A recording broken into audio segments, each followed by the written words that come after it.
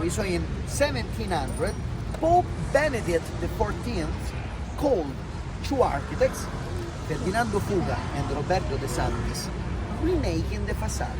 So all the facade of the Basilica have been remade 200 years ago. And they all look like similar. This one, San Giovanni, Santa Maria Maggiore, and many others. If you want to know if the Basilica is ancient or not, look at the bell tower. When the bell tower is brick made, it means the Basilica is old. Before than 1500.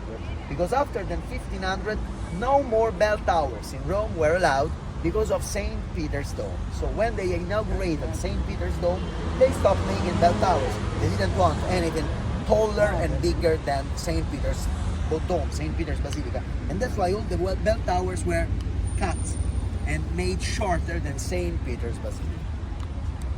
This basilica is much older than 1700. This basilica was inaugurated by Pope Honor III in the year 500 AD.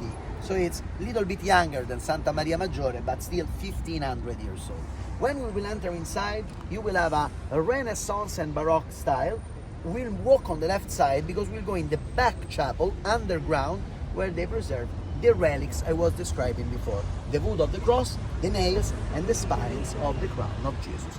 In that area, in the area of the chapel, you have to enter in silence. So it's an area dedicated to the prayers. For gentlemen, going inside the Basilica, as you know, we take off our hat in sign of respect.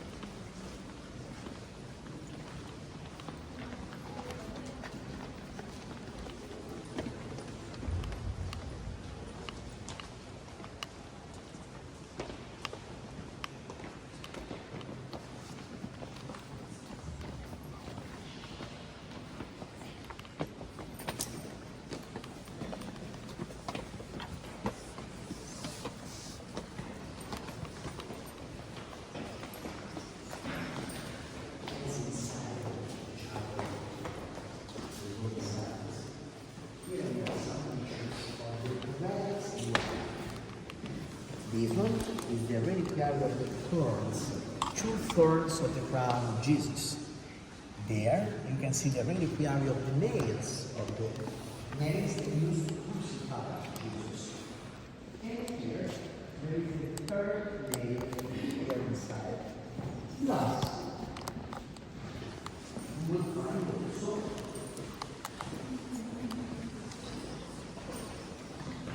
the cross, or a piece of wood on the cross. Inside is golden reliquary, and the kind of prophet titles you all know are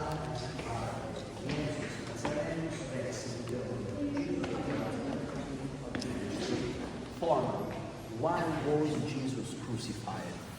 Because, according with the accused and the Jewish moved to him, and that Romans validated, he pretended to be the king of the Jewish. So by the Roman point of view, Romans were ruling Israel, he wanted to make a riot proclaiming himself king of the Jewish. Of course, we know that this was completely false, but that time the law was different than today. He had no right to a fair process, even because he wasn't a Roman citizen, but just a poor Jewish. So in front of the Roman law, he didn't count anything. As well as St. Peter, 30 years later, he was crucified upside down without having the right to defend himself.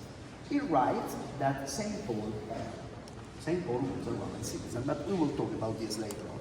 Now, if you have seen the pictures, you will be able to 5 minutes of saying a small prayer or whatever you find there.